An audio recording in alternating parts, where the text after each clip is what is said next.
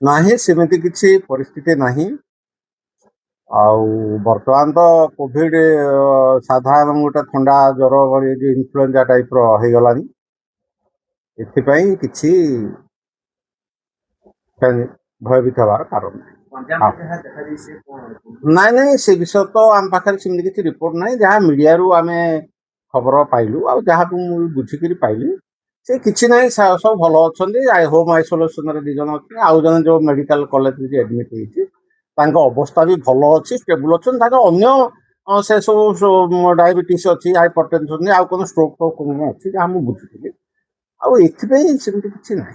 କାଲି ବାହୁଡା ଯାତ୍ରା ଭକ୍ତମାନେ ଲକ୍ଷାଧିକ ସମାଗମ ହବ। ନାଇଁ ନାଇଁ କିଛି କିଛି ନାହିଁ।